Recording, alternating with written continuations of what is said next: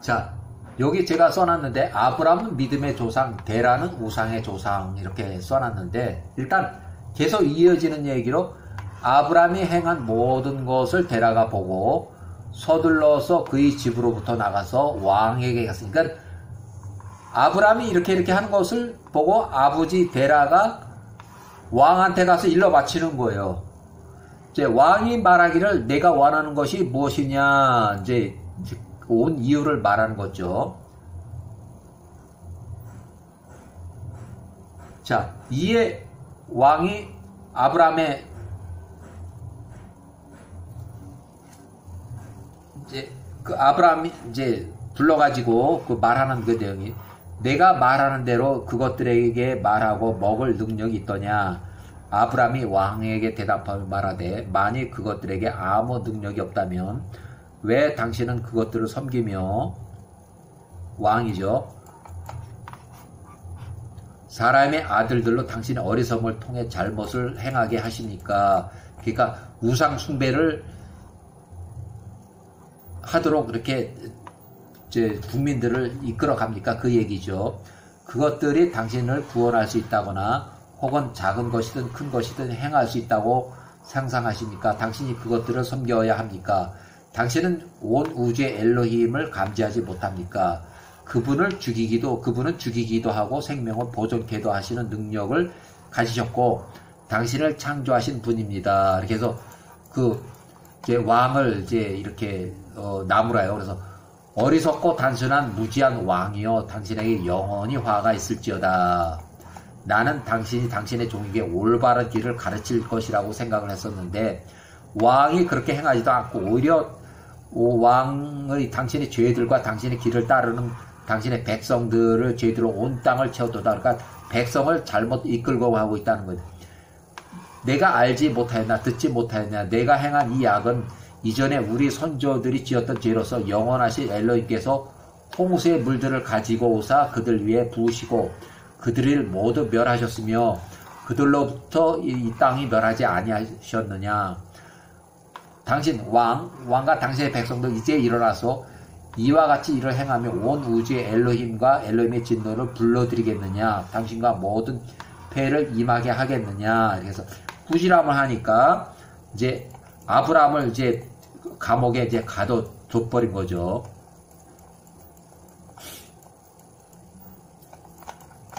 자, 왕이 아브람의 말을 듣고 그를 감옥에 쳐 넣으라고 지시하니 아브람이 감옥 안에서 열흘 동안 갇혀 있었다.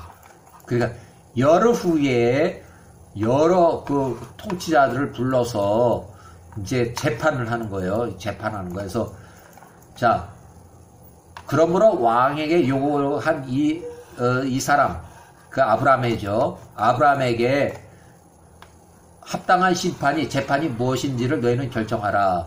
너희가 들은 모든 것을 말하고 행한 자니라. 이에 그들 모두가 왕에 대답하여 말하되 왕에게 요구를 한 그 사람 아브람은 나무에 달려야 합니다. 게다가 그가 말한 모든 것을 행한 것으로 인해서 우리의 우상을 멸시한 것으로 인해서 그는 반드시 불에 태워 죽여야 합니다. 재판 결과는 아브람을 화형에 처하는 불에 타는 용광로 속에 집어넣는 그런 이제 재판 결과가 나왔어요. 그래서 그 3일 밤 동안 가스딤에 있는 왕의 용광로에 불을 지폈다. 가스딤이란 지역이고 거기에 불을 이제 용광로가 있는데 그 용광로는 처형 장소예요. 그래서 어떻게 보면 사람을 죽이기 위한 그런 용광로라요. 왕이 아브라함을 불에 태우기 위해서 감옥으로부터 끌어내서 그를 데리고 오라고 그에게 명했다. 그 모든 종자들, 여러 사람들, 90만 명이 모여서 아브라함의 처형 장면을 이제 보고 있는 것들이에요. 그래서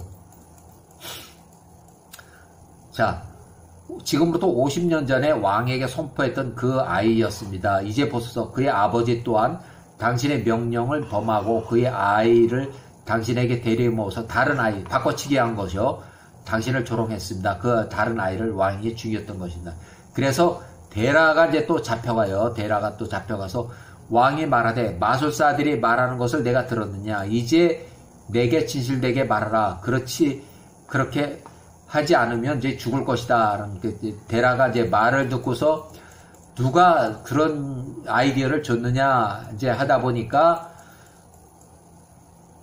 데라가 내 큰 아들이었습니다. 하란이 그렇게 이렇게 해서 이제 했습니다. 그래서 호의 이제 보고를 한 거예요. 그래서 결국은 아브라함과 그 형 하란이 이제 용광로 속에 이제 불타는 그런 형벌을 받게 되는 거예요.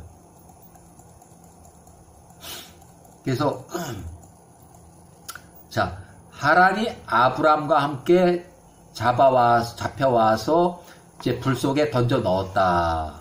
그래서 자, 옷을 벗기고 줄로 묶고 해서 그 용광로 속에 두 사람을 집어넣었다. 야호와께서 아브라함을 사랑하시고 그에게 연민을 가지고 계셨기에 야호와께서 내려오사 아브라함을 그 불로부터 구원하셨고 아브라함이 이제 타 죽지 않았다는 얘기고 그를 묶었던 모든 줄은 불에 탔으나 아브라함은 여전히 불 속에서 걸어 다녔다. 그들이 불 속에서 하란을 던졌을 때 하란은 불에 타서 죽었으며 그가 불에 타서 재로 변했으니 그래서 그 사람들 외에 또 그 재판 사형을 집행했던 그 12명도 다 죽었어요. 너무나 뜨거워서. 아브라함은 3일 밤야 동안 용광로 속에 있지만 죽지 않았고 그 다음에 이리저리 걷고 있는 아브라함을 50세예요. 아브라함을 보았고 불에 탄 하란은 82세인데 이 시체를 보았다. 왕은 크게 놀랐다. 왕이 아브라함을 빼내라고 지시했다. 그래서 그 종들도 할 수가 없었으니 아브라함이 이제 명령해서 이리 나와라 그랬고 해서 그 아브라함이 이제 걸어서 나온 거예요.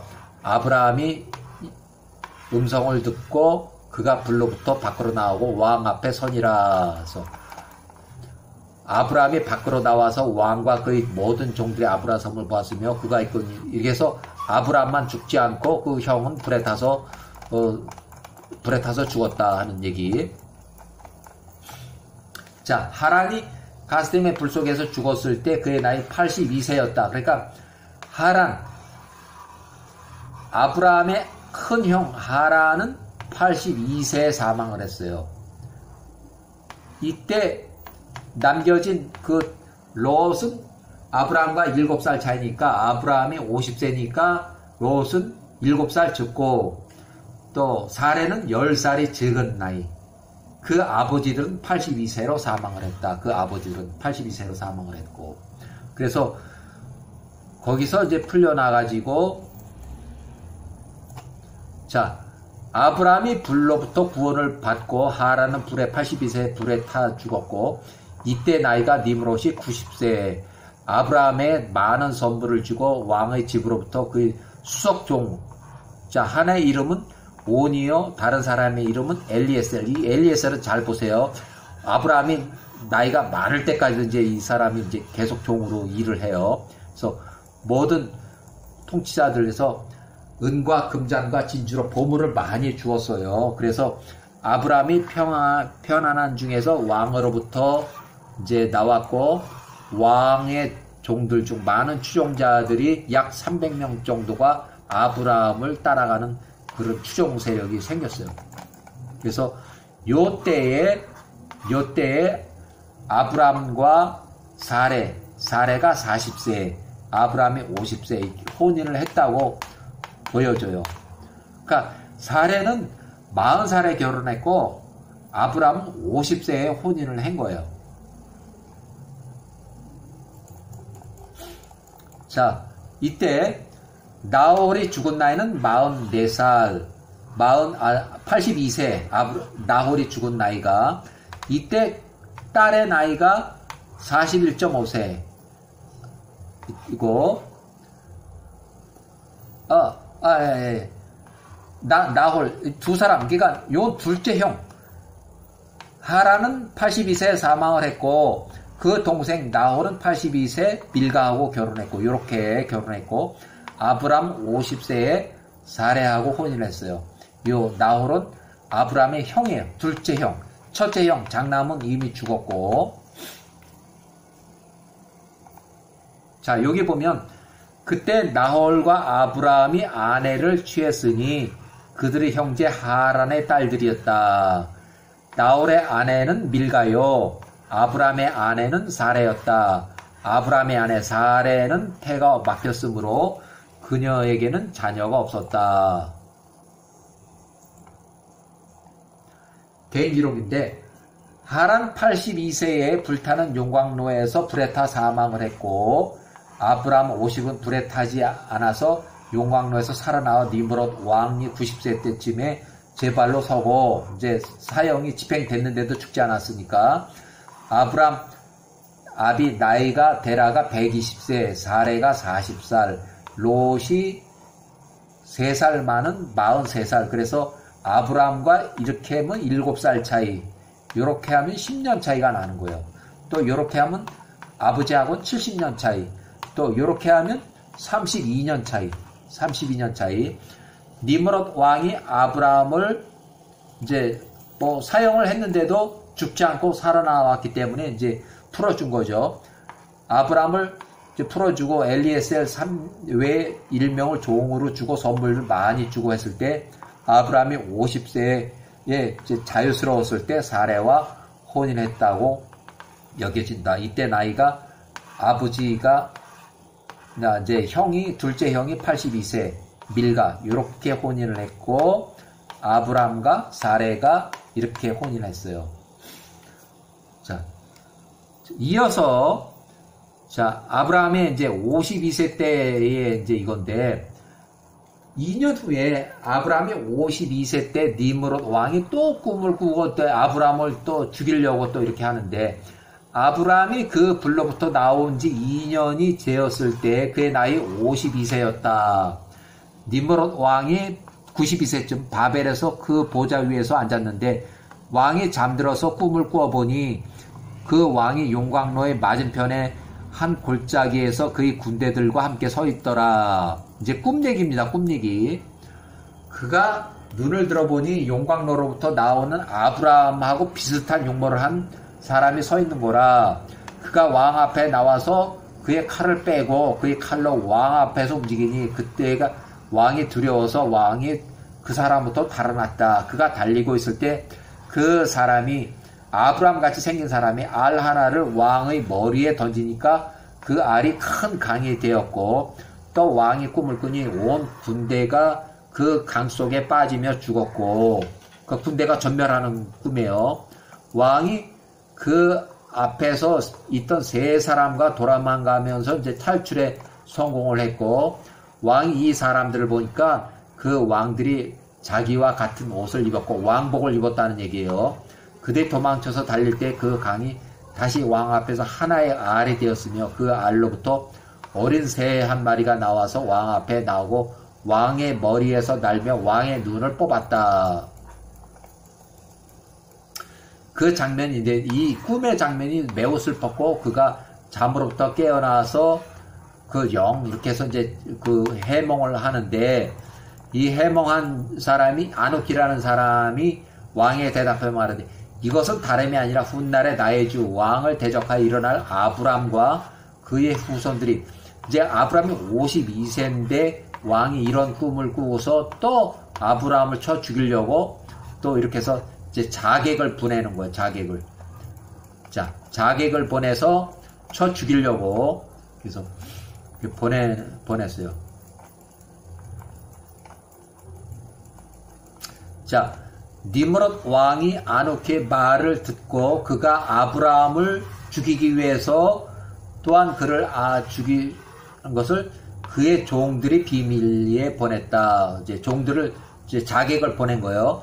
니므롯 왕이 아브라함에 주었던 이 아브라함의 종 엘리에셀이 그때 왕의 앞에 있었으니 이 사람이 그것을 듣고 아브라함을 죽인 것을 들었다. 엘리에셀이 아브라함에 빨리 가서 말하되 서두르소서 일어나서 당신의 영혼을 구하소서 그리하면 왕의 손에서 당신이 죽지 않을 것입니다 하고 이제 이렇게 하니까 이제 결국은 아브라함이 도망을 가는 수밖에 없죠. 그래서 자 여기서 도망을 가서 노아와 그의 아들 셈의 집으로 도피해서 이제 그 도망가 자신을 숨기고 또 이렇게 한 거예요. 결국은 이 사건을 위해서 결국은 아브라함이 그 아버지 데라를 설득해서 도저히 이 땅에선 살 수가 없으니까 이 왕이 이런 식으로 두 번이나 죽이려고 여러 차례 출생할 때부터 죽이려고 이렇게 했으니까 도저히 살 수가 없으니까 이제 다른 가나안으로 이주를 해야 되겠다고 그 결정을 해요. 그래서 가나안을 이주할 때 나이가 52세. 결국은 자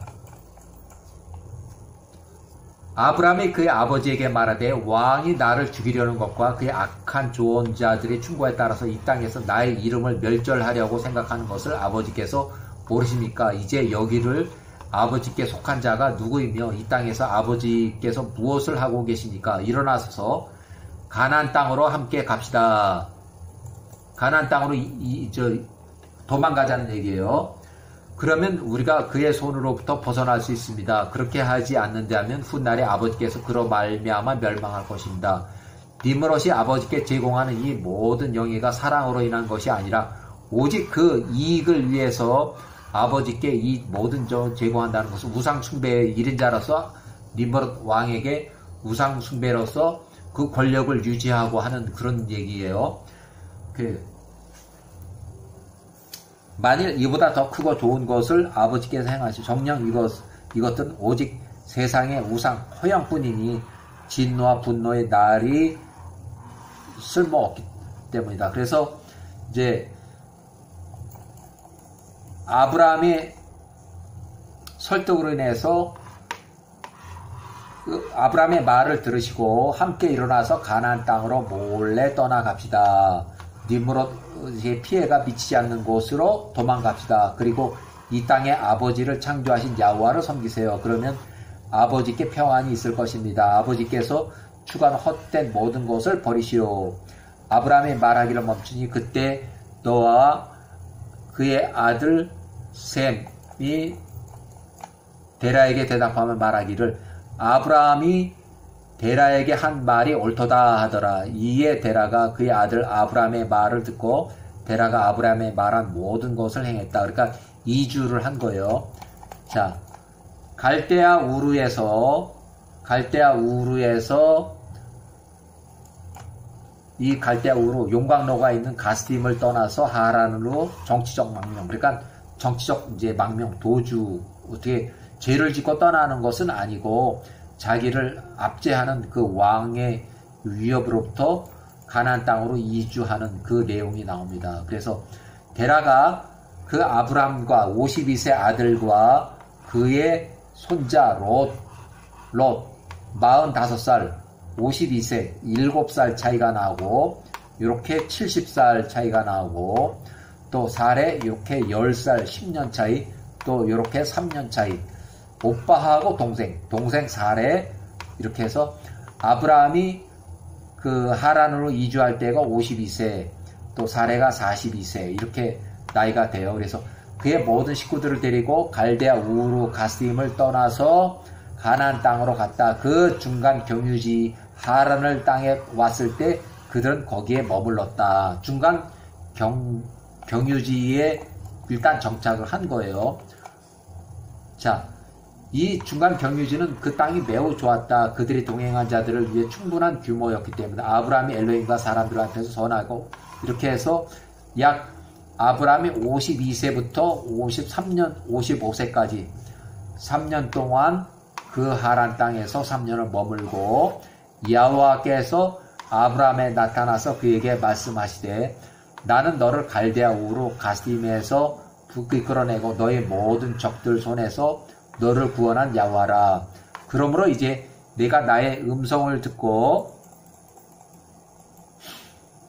내 명령들을 내 규례들을 나의 앞에서 법을 지키면 내가 너희 적들로부터 내 앞에 넘어지게 하고 내가 너희 후손을 하늘 별과 같이 많게 하며 내가 너희 손의 모든 일들을 위해 복을 내리리니 내가 아무것도 부족한 것이 없으리라 해가지고 이제 일어나서 내 아내 사레를 너에게 속한 모든 자를 데리고 가나안 땅으로 가서 거기에 머물라 해서 아브라함이 1차적으로 가나안을 이주하는 나이가 55세, 사레가 45세. 이때는 롯은 따라가지 않았어요.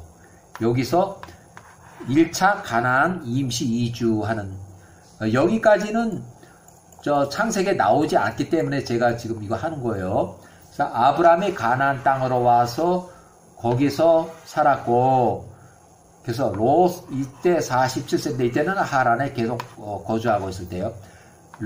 아브라함이 51세 가나안 땅에 왔을 때 여호와께서 그에 나타나서 이르시기를, 이렇게 해서 이제 쭉 가나안 땅에서 약 15년 동안 사는 거예요. 1차적으로 15년 동안 살아요. 그러고 요때 이제 요런 사건들이 일어나요. 아브라함이 60살 때에 엘람 왕 그돌라움의 권세를 버렸으니, 이렇게 해서 10여 년 동안 이렇게 해서 전쟁이 일어나고, 그 다음에 아브라함이 65세 때 가나안에 10년쯤 되던 또 이런 전쟁이 일어났고,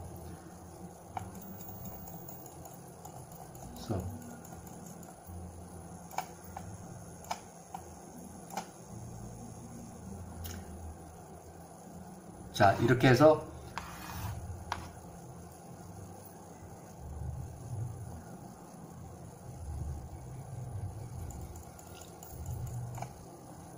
아브라함이 그 땅에 1차적으로 가나안에서 거주해서 15년 되었을, 70세가 되었을 때 다시 하란으로 갔어요. 하란에, 그러니까 가족들을 먹여 살리려고 또 하란으로 간 거죠. 거기서 가족들을 이제 먹여 살리기 위해서 5년 동안 또 거주하고 75세에 다시 이제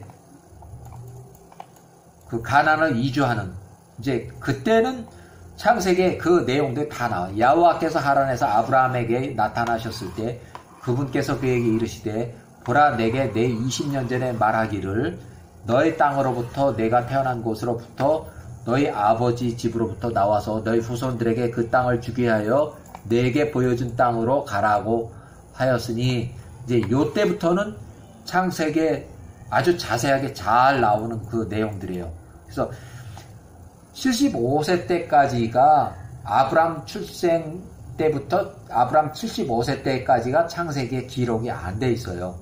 그래서 너무 이제 이게 내용이 크다 보니까 그 창세기 다 기록을 못해서 이제 아주 그 추린 것만 갖고, 그다음에 자세한 얘기는 야살의 책에 적혀 있는데, 야살의 책의 내용도 창세기 부분만 거의 대부분이 다 창세기 내용인데 그 내용이 엄청 많아요. 그러다 보니까 거의 뭐 그 성경의 그런 두께니까 그거를 다 창세기에 담질 못해서, 그래서 창세기에서는 많이 줄이고 해서 했던 것 같고, 그 다음에 또 하나 마지막으로 하는데, 우리가 목사님들이나 이 성경을 보는 분들이 이 야살의 책을 잘 안 보는데, 야살의 책은 성경이 써 있어요. 두 군데 나오는데, 저기 출애굽기하고 다른 또 뒷부분에서 나오는데, 야살의 책이라고 나오는데,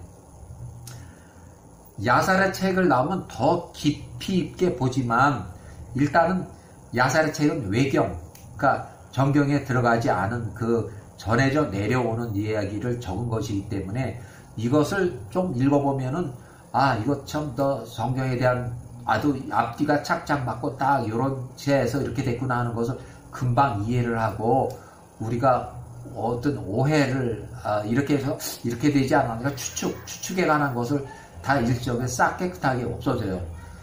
근데 그 반면에 야살의 책을 읽음으로 인해서 조금 우리가 어떤 그 교만에 빠지는, 이러면 내가 다 아는 내용 아닌가, 이제 성경은 다 봤다 해서 성경은 좀 이렇게 잘 안 읽을 수도 있는데, 그런 거를 좀 제자랑 교만에서 빠지지 않도록 좀 주의를 하고, 또 성경 창세기나 이런 부분들을 잘 봐서 이렇게 그 믿음의 신앙을 흐트러뜨리지 않도록, 이렇게 해서 야살의 책은 그저 이렇게 내려온 얘기로 성경 창세기에 뒷받침하는 그런 내용으로 일단은 참고를 하는 정도로 이렇게 봤으면 좋겠습니다. 예, 여기까지요.